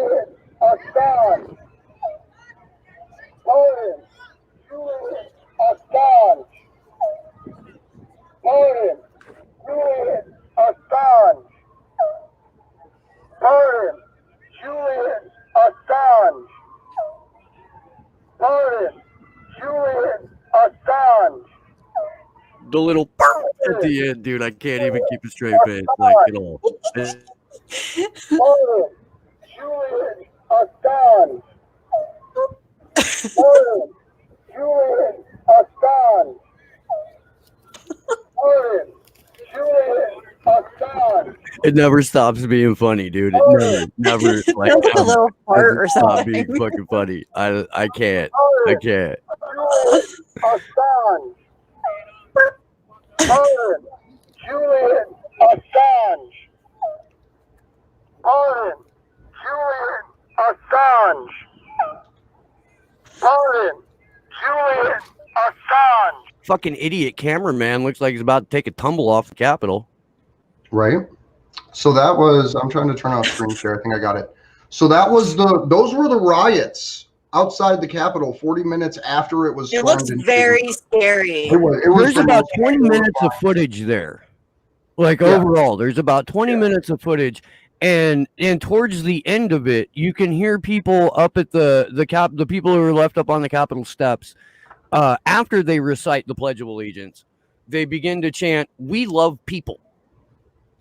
Not white people or Republican people or patriot people, but people. We love people. And, Well, okay, wait, can we talk about that for a second? Because there's a lot of fucking generalization going on that all of these people are Nazis. They're all Nazis. No, they're fucking not. Can you stop? Stop with this. Like, apparently now I'm a fascist. you're a fascist infiltrator, Missy. I'm a fascist Right, you're a Nazi infiltrator. now. So obviously I'm just protecting my people, obviously. But it's so fucking infantile. These are not all fascists. They're not all Nazis. They're people who are pissed off because their government stopped representing them. They are angry about it. They should be angry about it. Do I agree with them on everything? Absolutely not. Are some of them absolute shitheels? Absolutely. No question. There are some really terrible people in that crowd. But most of those people are just hardworking people who feel like they have been abandoned by their government and they're pissed off and they wanted to do something about it. That's it. That's it. Like I don't know how people can just lump all this massive group of people into one little bucket and label them as if that's okay. That's not okay. They're not a every time monolith. there's property damage at a BLM protest or another, a left-leaning protest, I guess the intelligentsia runs to social media to trot out the MLK quote that a riot is the language of the unheard. And that's, good enough for that moment. But it doesn't apply to the 99,998 people who were there specifically because they felt they'd been disenfranchised and they had no voice. That Well, and doesn't listen, to apply be there fair- because they have the wrong jersey on. Right. Yeah. But to be fair, both sides do this. I hate to both sides it, but they do. When there's a Black Lives Matter protest, the right is like, oh my God, they're thugs, they're terrorists, they're crazy. And then when this thing happens at the Capitol, all of a sudden the left is like, they're all Nazis. And you guys need to grow the fuck up. Grow the fuck up, act like an adult, have the ability to look at this in a nuanced way and understand that none of these people are, they're not a monolith. Are there some bad actors at Black Lives Matter protests? Yes, absolutely. There are people that come there with the intention of making the movement look bad, of causing chaos, of infiltrating a movement. And trust me, I know I'm an infiltrator, so I know these things. And then were there bad people at the Capitol? Of course. There are bad people in every group. There are bad people in every group. Assholes. Andrew's grow up. dumbass went and talked to one of them for like 20 minutes too. Jesus Christ, it's so annoying. It's like these people Thought he have made the a friend. mind of a 10-year-old. Like, grow the fuck up. Grow Wait a up. minute, guys. Like, okay, so I was just thinking of what you said, Missy, and I'm like, well, you could take like the worst person at a Black Lives Matter protest, the worst person at a Trump protest, and they wouldn't be any comparison probably to our CIA or feds. And then it occurred to me, I'm like, And that's those people probably would be CIA or feds. Yeah, but that's the enemy. Like you keep fighting amongst each other when the enemy are the people in the Capitol building. Like those are the people that we should be angry with. Like those are the people who are screwing us all over. And yes, we disagree on a lot of fucking things. That's okay. I mean, that happens. Human beings have a multitude of thoughts, and all of those things are okay, and we can work through those things at some point. But we have to at some point realize that this isn't about you blue versus red or any of those things. We cannot deal with any of the issues we disagree on until we get a functioning fucking government. Let's focus on that for a while, shall we? Right, with rights, until we all have some rights here. At least we all agree on that. That's a pretty big deal right now. I think apparently it's not, because the other team, it's so dumb. God, I'm so tired of dealing with these idiots. Sorry. All the dudes in my chat are fucking expressing their undying love for Kendra right now, and it's pretty freaking hysterical. Well, Kendra's hot, so I don't blame her. Careful, or someone's gonna make a video about you, Missy. Right? That already happened. I'm okay. See, I guess I broke the deal. Welcome to the club. You're the like. So now you've been, you've had a video made fucking attaching a ridiculous label to you too. We should make sure. We should. I mean, we did make sure. I started at 3:00 in the fucking morning again. Yeah, I seriously love when people call free speech activists fascists. I have to say though, I admire you guys so much though, because that's a rough spot to be in, where you're like, I mean, I equate it to like a person of color who's even a conservative, that gets like told that they can't, have those beliefs. It's the same thing as like, if you're on the left right now, you say anything about election integrity, which the left has suffered greatly from since 2016. I mean, but I just props to you guys, because, there's a level of like, F them and everything like that, but we're all still human, and that still sucks to deal with. So thank you. Yeah, it's not fun to be called a fascist publicly. I mean, that's not fun, but it helps that I do not give a fuck what those people think. That helps, like I really just don't care. Those people are not, I really just don't care. So that helps. I mean, it just, it's not fun, because there will be people who believe them. And, now that the seal has been broken, I'm sure there will be more videos to be made about how awful I am. And I'm incredibly disappointed that Tim Pool chickened out and didn't show up to that thing on the 6th, because I was looking forward to having a conversation with him about the smear video he put out about me. I was disappointed. I think he may have sent an IRL representative. Camera guy, but not for. Tim Pool should go on Slow News Day and hash this out. But that's what he should. Come talk to me, Tim Pool. For any independent journalist that's interested, I've already sent this to some of them. I have a whole folder of videos and pictures describing the events of the day on the 6th, including the 300-ish thousand person election integrity rally that took place, footage from multiple videos from the Capitol while everything was going down. So if anyone's interested in putting just video, like I walked in with a camera and just looked at what was happening, if anyone's interested in putting those videos out there, they do have a little free pardon Julian Assange toot in the background. There you go, Andrew. It just makes it all the better, right? Because that was happening and it was wonderful. Every time I need to laugh, I'm going to watch that. It's great. I love it. It makes my heart warm. Every time I need to laugh, I'm going to watch that. And every time I need to feel happy, I'm going to watch the video of Ali reacting to the no extradition. Oh, fuck yeah. Do we have that? Can I pull? Do you want me to pull that up real quick? Oh my God, can we please watch that? I'll cry again. I'll cry again. Okay. Because we have to wrap soon. Niko's waiting to go live, and I don't want to. No, he figured out that he can stream too. Okay. We worked that out. We did. My phone goes nuts every time I fucking go live now. Good. Really? Oh, dude, it's ridiculous. You were sitting next to me Monday morning, and my phone was going fucking ridiculous too. By both of you guys, fuck it. I'm that dude. Like, all right, fine. I'll be that guy. Like, you're whatever. Therapist, man. So we got 12 seconds left on this download for the video when no extradition came out. One thing I was going to say, you guys. Oh, sorry. I was just going to, one thing that does give me so much hope is what Julian Assange always says about censorship, you know, Yeah. and it's like a bright spot in my day where it's like, look how weak they are. One, Look they how have scared to they care are. what people think, you know, and that's one that I hadn't seen recently. And that's so true. I know. That's I think you posted that from the Denver page earlier today, and I saw it, and it gave me like this little like, you know, like, okay, we can still do this. We can still do this. Like, they're scared. Right. We have them scared. Yes. I think that's clear. So that is encouraging. We just need to, you know, stop with the team tribal bullshit and, you know, worry about the real issues. Cool. So I have this. Let me get it pulled up now. Oh, I'm gonna cry. God damn it. It's okay. You're allowed to cry. No, I've already cried enough. Good. Okay, right? Fuck you, Smith. Grave problems in light of passage of time since alleged offenses. Greater constitutional and procedural protections will be applied to assure it's a fair trial.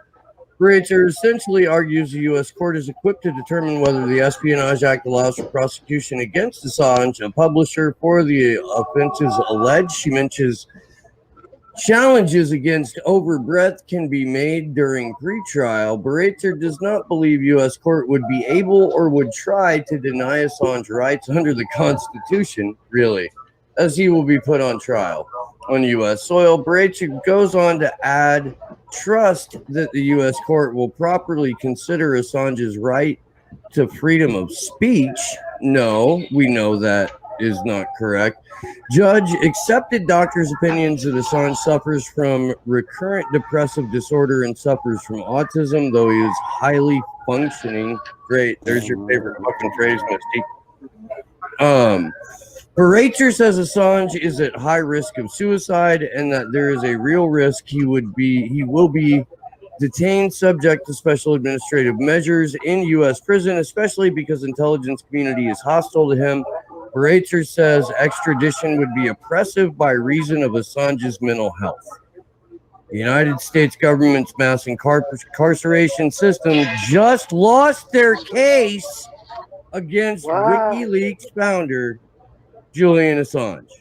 So wait, does that mean it's not going to be?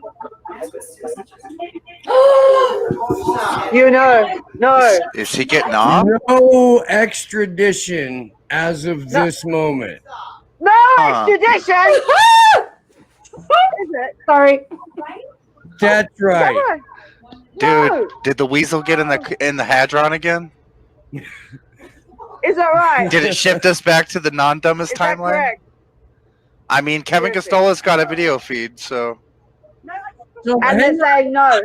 Kevin And Costola they're saying no. Kevin Costola said no. in saying she satisfied procedures described by the U.S. would not prevent Assange from finding a way to commit suicide in U.S. Supermax prison. The judge and defense are discussing an application for bail. U.S. Judge and government defense is going to discussing an immediately application appeal. for bail. US No, government will immediately appeal. no extradition as of this moment.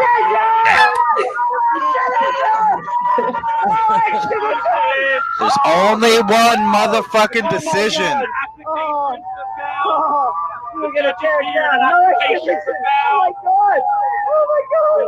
No extradition. Oh really? Oh guys. Kevin even said, holy shit.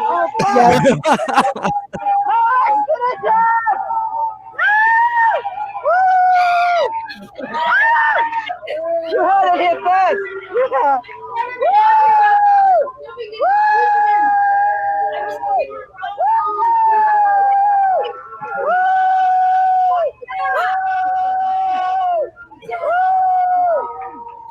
It was fucking hard to watch. Yeah, it is. I'm already like teary. Sorry, I'm screaming. No, scream away, Alice. You've earned the scream.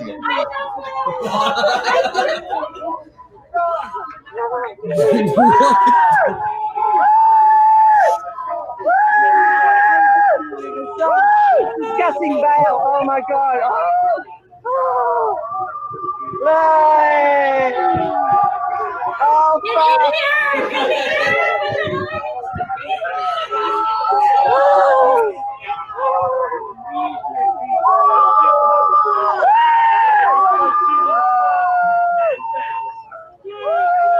try to get some secondary on that. I still love that Sleepy Josh thought we were doing anything.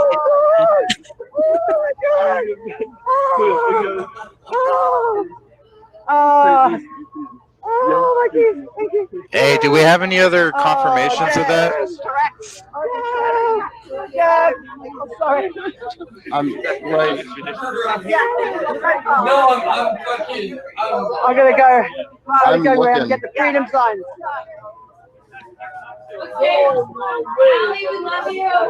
Thank you, Ali. I'll see you later, guys. Love you guys. Thank you, Ali. so much.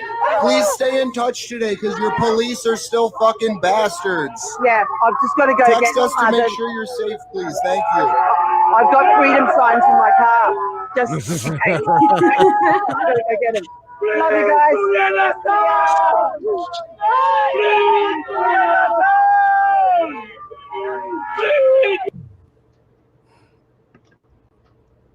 I love that That was so a weird much. day. Oh man, sorry. I know. No, fuck you, Smith. Fuck you. Yeah, fuck you, Smith. I had to Seriously, do it. though, That's such what a. honestly gets me is Allie. Like that, because nobody worked harder than that crew. And I'm gonna cry talking about it all over again, but nobody worked harder than that crew. Like they're there all the time. And they earned that, you know, like they earned that. And watching her reaction was God damn it, Andrew.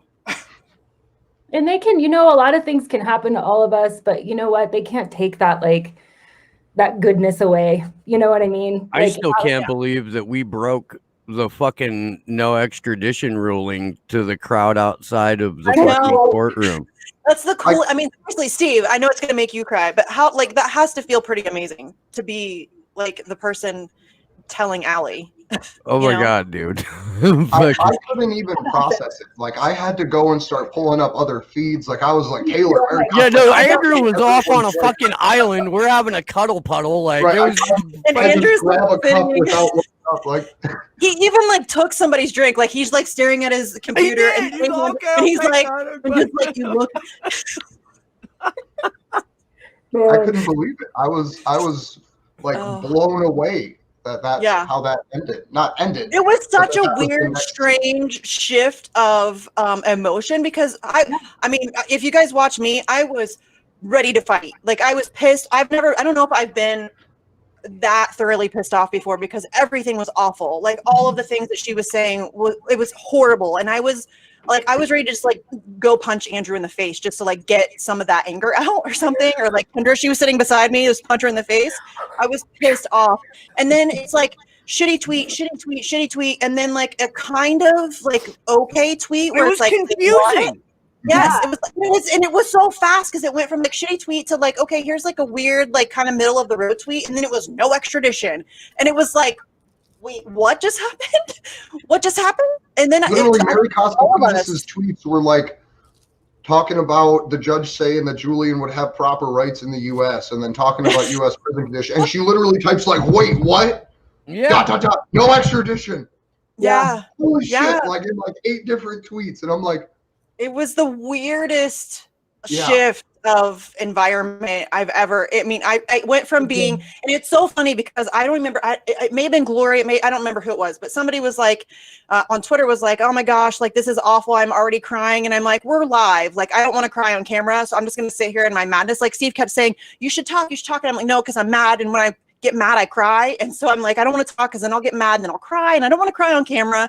And then there's this no extradition ruling. And all of a sudden I am a sobbing puddle of mush. I know how that went. So we as a group in DC were not prepared. No. For good news at all. Period. At all. We had to dig into emergency funds and personal money to go and get cakes and party decorations and balloons and a helium tank. We literally were we were prepared for battle. We weren't prepared for a party. No, we were not. And it was, I mean, that's a good thing to, I'm okay with that. But that was definitely an interesting turn of events that I was in no way expecting. You guys know me, I'm very cynical, and I expected the absolute worst. And then when they started reading the whole thing and it was just absolute shite, I was ready for, seriously, I was ready to go fight people. There was literally a point where me and Ali were like going back and forth, like, this is the covenant of the New World Order. Like, they're literally taking global press freedom and giving U.S. international jurisdiction, which they still are. They still are. The best, one of the best things about that video too is Allie's facial expression changes. Like, that's why I went back and got those screenshots, because she went from being like pissed off like me, like when they said, you know, they'll protect his free speech, and she's like rolls her eyes, and then when there's like this succession of like absolute confusion, and then just like bewilderment, and then just pure unadulterated joy. I mean, that is joy on that woman's face, and it was so much fun to watch her reaction. I have watched that video more times than I care to admit. I'm not gonna lie. You're right, Missy, though. It's wonderful. You can't watch it enough. It is. And we needed that. Like, we needed that so bad. Like, the past couple of years have been really hard, Just you know? Throat punch after throat punch after throat punch after throat punch. And, we had such an intense escalation in the UK of police violence against protesters. They had literally gone to Piccadilly Circle for time immemorial protesting this. Everyone in the city knew, every police officer and every cop knew who was going to be there and what they were doing and what they were standing for. And it turned into a shit show where they were sending more police than protesters.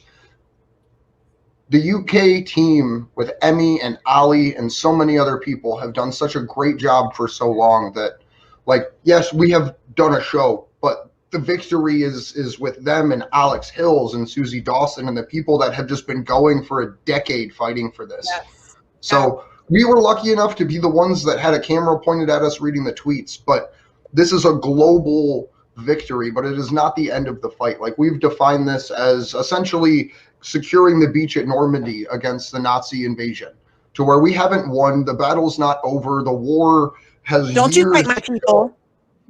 But we have a beachhead. We have a front to continue resisting global tyranny. And if everyone remembers their cypherpunks, right, we have successfully pushed back against the coming dystopia. We have not secured self-determination in the area of free speech, right?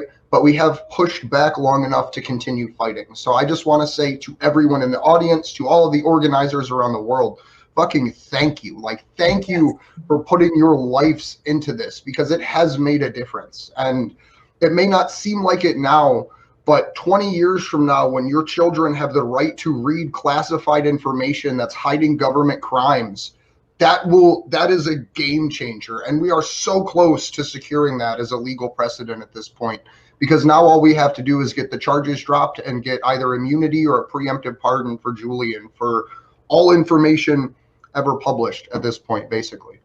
And I know it can feel like, you know, at least for me, I don't want to speak for everybody, but it feels like, you know, well, I'm just like this one tiny little person, and this is such a massive undertaking, and I don't know, like, what difference can I make? Like, I go through that all the time, where it's like, oh my God, I'm not doing enough. I'm not making a difference. It's so hard. Like, what do I do? What can I do more? And I think when you have one of those little victories, it makes you realize that it's not just you, this one little person. You're part of like this greater thing, and it may feel like you're on your own sometimes, but you are absolutely not on your own. There are people all around the world fighting this fight, and it can seem really daunting, and it can seem impossible and really frustrating. Like, I mean, when I spoke at the DOJ, I said that, and some people who follow me on Twitter may know that, like, the couple weeks leading up to that, I was having a really hard time. Like, things just felt really dark.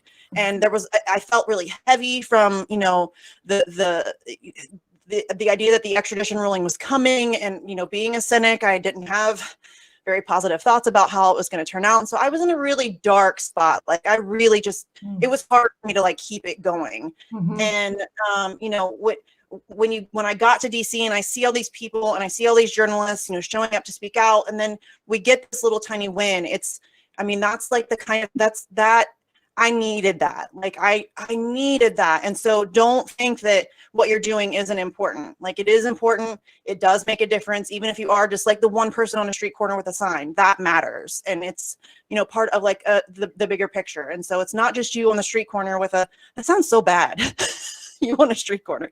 It's not what I mean. Put your ass out on that corner. Freedom.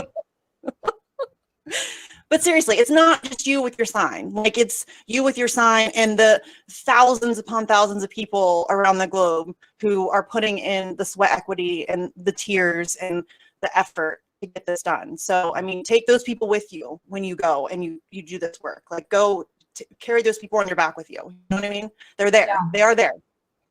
Mm-hmm. Sorry, I got. Oh. Bro, no, that's very well put and so true. You know, I mean, I was trying not to put too much of it out onto Twitter because I don't like to discourage people, and I feel like and especially because for whatever reason, mostly just because I'm an unbelievably compulsive tweeter, people associate me with like Assange Twitter, and so I feel like if I'm negative, then that can leak out onto other people. And so I try not to do too much of that because I don't want to discourage people, but I also want to keep it real. I mean, I want people to know that this is hard. Like it is hard, but it's worth it. So yeah, I was not in a good spot the 2 weeks leading up to that at all. It was really tough. I mean, I don't think any of us were in a good spot leading up to it. Even the day before at our event on Sunday, like I literally said, like, no matter what happens, no matter what this ruling is, don't stop fighting. Like we don't expect it to go well tomorrow. We don't expect the U.S. government to be stopped in its tracks. And in some ways they were, in some ways they weren't. But what happened was something that no one anticipated. Like I think we actually had, I think it was Sean O'Brien who said you couldn't even get betting odds in Vegas that Julian wouldn't be extradited because of the information and situation against him was so great. So we as a global free Assange community have done the impossible. And now it's time to continue doing that because this fight's not over. And if anything, we just got a breath of fresh air and a second wind under our wings. Yes, it really was like a boost. Like it was a much needed one. Like that gave me like a whole other like conviction. Like, okay, we can do this. You know what I mean? Like that hope of we can do this. We're doing it. Like we're doing it right now. I mean, we just need the rest of you to fucking get on board with us. Like, I know the people that we're talking to directly right now and the people that are in the chats and shit are. Yeah. But this isn't any way, shape, or form over. And in fact, because we got a little victory, I expect attacks on press freedom to escalate. I expect censorship to escalate. And it has already. Like, immediately. It has. I expect this narrative of sectarian violence in the states to I don't know, confuse the fuck out of everyone, and that's why it's so important. Because and look, man, you don't have to have me or Andrew. There's a lot of content creators and journalists that watch this show, whether or not they admit it. You know, some do openly, and bless you. Hi. But you need to, if you're a journalist, if you're a content creator, you need to have the people who are on the ground on Wednesday at the Capitol on your show, because there are so many horribly bad narratives about what went down immediately after that. And guy, we went to go cover that from, a respectful distance, right? Let's just all assume that happened. And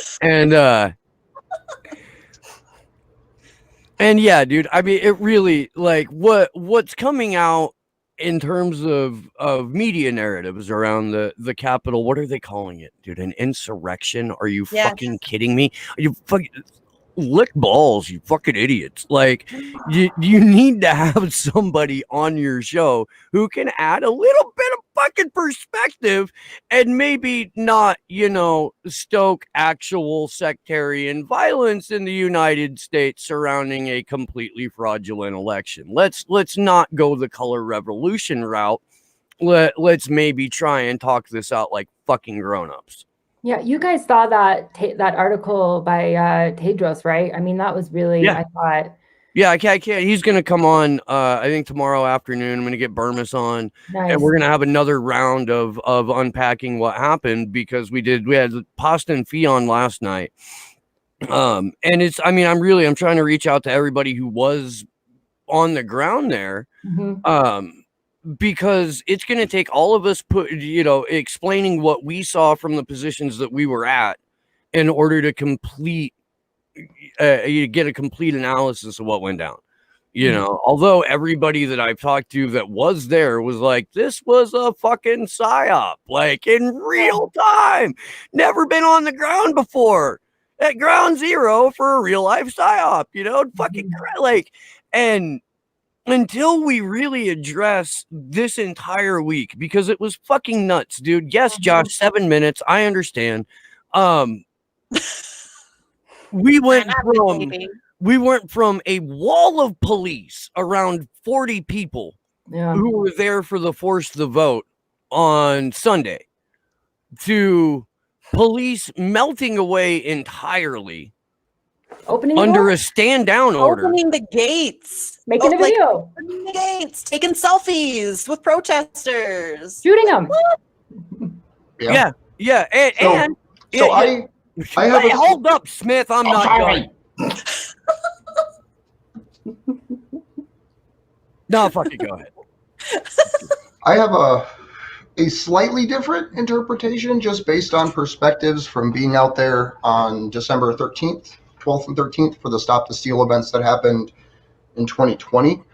The police, through the protests that were happening with BLM and all of them, have been trained to stand down at the order of protesters. I have video that I can pull up that shows it. I'm sure we'll go through that eventually. I've sent it to some people to try to get it put into their films and pieces, and as a matter of talking. But the police in DC are literally trained at the word of protesters to back down, right? So I'm not surprised that the gates were open, but I do not think it was, and this is personal opinion, I'm sure there's plenty of conjecture, there's videos that show the gates being opened, but I do not think it was a pre-coordinated event to have a specific police officer there to open the gate. The DC police, again, have been trained to allow protesters to go into places they are not supposed to, because of the order of those protesters, literally telling them to back down. I think it's good that police don't try to just force protesters out of the fucking way, right? And say, no, you can't be here. I'm going to tear gas the fuck out of you. But at the same time, there is ways the police interact that facilitate this, even outside of the belief that someone had to be there specifically to open the gate. So I just want to put that into the ether, because that's something I've personally witnessed. But the narrative is that nobody did, right? The narrative is that it was broken into and that it was a insurrection. Right. So I mean, that doesn't go in line with what what happened? Created a coup against the government he was in charge of. So wrap your fucking head around that for a second. So let me try to find this, because there is a video that Luke Radowski put out from We Are Change that shows the mentality and the change in what happened on the ground. We've got 5 minutes, Andrew, so save it for Tuesday. Okay, I'll save it for Tuesday. Come back Tuesday, and we'll give you a full report of veterans getting tear gassed by police officers and saying we're no longer on your side. And what's your name and where can people find you? My name's Andrew Smith, action_for Assange, actionforassange.com for a bunch of call to actions. I'm going to be putting out new calls to actions. If you're interested in organizing behind the scenes with me, please reach out. I have a really cool project that I'm working on that I need some help with. I have most of it done. I just need little here's and there's from people. So action, FOR Assange at protonmail.com if you're interested in shooting me an email to get involved in some behind the scenes work. Okay. And I'm Kendrick Christian. You can follow our group Denver Free Assange at DNV3JA. I'm also on Twitter, but not so much on my personal account at edevs13. thanks everyone in the chat. Your support is huge. Us going to DC it was really great. Every time we've been out there, we're just growing and growing, and that we could never do that without you. So thank you so much. Thanks for sharing. Thank you, Josh, Kimber, all the rest of the, Action for Assange crew that's not on the vigil, which is quite a few people all working together. That's awesome. Thank you. And thanks to my co-hosts. And I'm Misty Winston. You can find me on Twitter at Sarcasm Stardust. I also have another show called Facts on the Ground with my friend Jesse. We just released 2 amazing interviews this week. Actually 3, because Jesse also interviewed Muhammad Almazi about the bail denial. I was unable to participate in that interview because I had a meeting with my kid's teacher. So it's just Jesse on that one. But yeah, I just want to thank obviously everybody who helped pitch in to get us to DC. You guys are truly amazing human beings, and we love you. And then I also just once again want to give a big shout out to the London crew. You're my favorite people in the whole world. You guys worked so hard, and I'm proud to be on the same team as you. So yeah, before I start crying again, take it over, Steve. I'm Steve Foykin, and I have a show called Slow News Day with the internet's best co-host, Glory Jones. Not that my co-hosts here aren't also the best co-hosts. You're all the best. I'm just fucking ridiculously lucky. You guys have no idea. You should be watching us on Rokfin, because there's no legitimate reason for us to have a YouTube channel anymore. We do not comply. Like, as a starting off point, so that's where we'll be when YouTube arbitrarily removes our channel. Rokfin, you can make a free account there, or you can endorse Slow News Day for $10 a month and get access to the premium content of everyone else. We do have that GoFundMe, the DC GoFundMe, still up, because out of pocket I spent too much money keeping us there and housed and fed and shit. So that's still up. You're welcome to donate to it or not. I got a job. I'll probably be cutting it off after. Leave it up for 6 months, Smith. We got more shit to do. That's fair. Well, we'll make another one. We'll have more stuff happening. I'm feeling barky, I guess. I don't know. I want to thank everyone who helped get us to DC, man. You guys just you consistently fucking blow my mind. You do. You're incredible. We love you very, very much. Thanks again.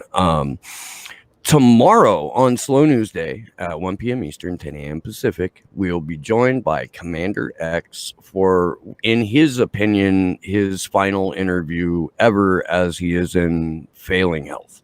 Gonna be heavy, gonna be emotional, and X has some shit that he would like to tell the world. So make sure you're there for that, because it's gonna be a brain breaker.